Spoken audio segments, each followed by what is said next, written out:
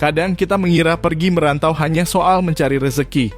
Tapi bagi Dwi Putri, langkahnya menuju Batam justru berubah menjadi perjalanan terakhir dan semua itu akibat sebuah ritual wajib yang ternyata jauh lebih gelap dari yang pernah dibayangkan siapapun. Dwi Putri Apriliandini, 25 tahun, perempuan asal Lampung yang datang ke Batam dengan harapan sederhana mendapatkan pekerjaan, memperbaiki hidup, dan membantu keluarga. Namun dalam hitungan hari sejak ia tiba pada 23 November 2025, harapan itu berubah menjadi duka mendalam. Bukan karena kecelakaan, bukan karena sakit, tapi karena penyiksaan kejam yang terjadi diam-diam di balik industri hiburan malam. Kisah ini bukan sekadar kriminal biasa.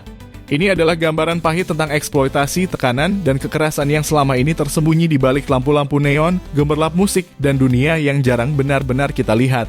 Dan semuanya bermula ketika Dwi menolak menjadi Lady Companion atau LC, serta menolak menjalani ritual wajib yang dipaksakan oleh agensi yang merekrutnya. Dwi tiba di Batam setelah mendapat tawaran kerja melalui media sosial. Ia direkrut oleh sebuah agensi LC yang dikelola Wilson Lukman atau WL yang dikenal dengan panggilan Koko. Namun ketika ia menolak bekerja sebagai LC, muncul ancaman denda jutaan rupiah, sistem penalti yang selama ini dianggap biasa di dunia malam. Karena tak mampu membayar, tubuh Dwi menjadi sasaran kekerasan. Tak masuk akal bagaimana seseorang yang datang untuk mencari nafkah justru diperlakukan seperti tahanan. Dalam penyelidikan polisi terungkap detail yang membuat publik terdiam. Dwi dipaksa berdandan seperti badut sebagai bentuk penghinaan. Tangan dan mulutnya dibungkam lakban. Ia dipukuli berkali-kali di kepala, wajah, dada, dan paha. Dicambuk menggunakan ikatan lidi. Bahkan disiram air ke wajah dan hidung ketika mulutnya tertutup, membuatnya sulit bernapas. Semua dilakukan bukan sebentar, tapi berjam-jam. Hingga akhirnya pada 28 November, kekerasan mencapai puncaknya. Wilson, yang menjadi eksekutor utama, memukul, menendang, dan menginjak dada serta leher korban. Ia memerintahkan tersangka lain untuk memborgol, menutup mulut, hingga menyemprotkan air ke wajah Dwi. Tak ada upaya menolong. Tak ada belas kasih. Yang ada hanya penyiksaan yang membuat napas Dwi semakin pelan, semakin lemah sampai akhirnya terhenti.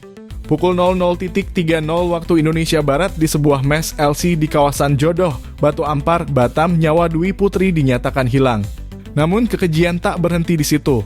Setelah memastikan Dwi tak lagi bernyawa, para pelaku berusaha menghapus jejak. 9 unit CCTV dilepas dan dibuang. Nota lakban dihancurkan. Rekaman palsu dibuat.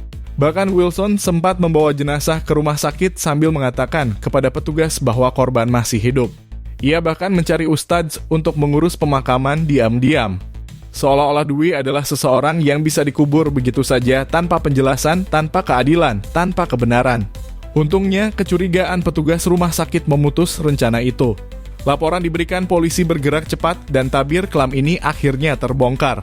4 orang ditetapkan sebagai tersangka. 1. Wilson Lukman, pelaku utama, eksekutor kekerasan. 2. Anik Istiqomah, merekayasa video palsu dan memerintahkan pembelian lakban. 3. Putri Anglina, pengawas, ikut mengikat serta membeli lakban.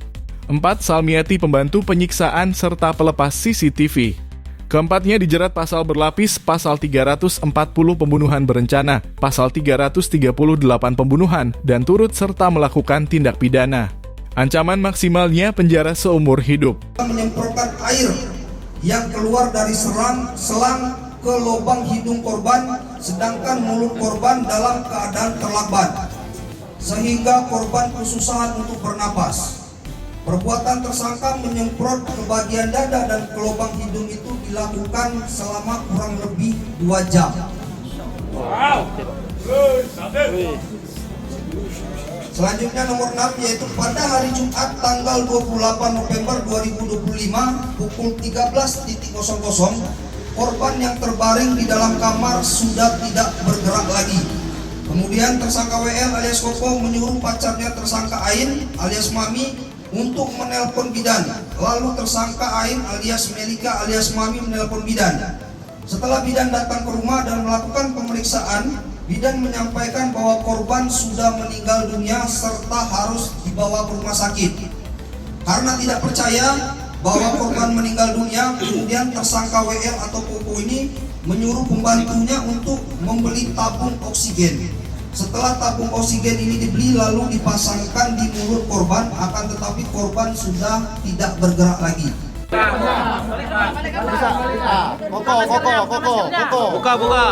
Buka maskernya, Pak.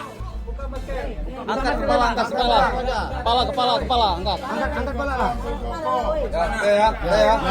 Jagoan dikit. Wah, tomboy. Wih, cewek ke laki. Sebagai apa, Pak? Ini mami. Oh, ini maminya. Oh, ini penyebab. Buat rekayasa ya? Iya, penyebab. ini siapa nih? Ini pembuat videonya, Pak. Charles. Tomboy juga. Cewek juga. Waduh. Pelaku ada 4, 1 laki-laki dan 3 orang perempuan. Tapi di balik pasal-pasal itu ada luka yang jauh lebih besar, hilangnya seorang anak perempuan yang datang dengan niat baik. Hilangnya seseorang yang hanya ingin bekerja, namun malah menemui kekerasan yang tak manusiawi.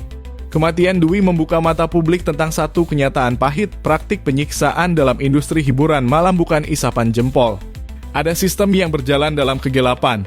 Ada ancaman, ada denda, ada ritual, dan ada manusia-manusia yang terjebak di dalamnya tanpa perlindungan.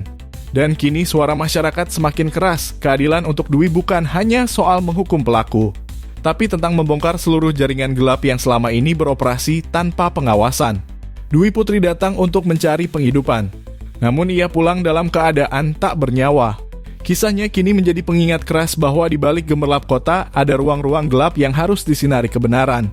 Semoga keadilan berjalan dan semoga tak ada lagi perempuan yang harus mengakhiri hidupnya dengan cara seperti ini.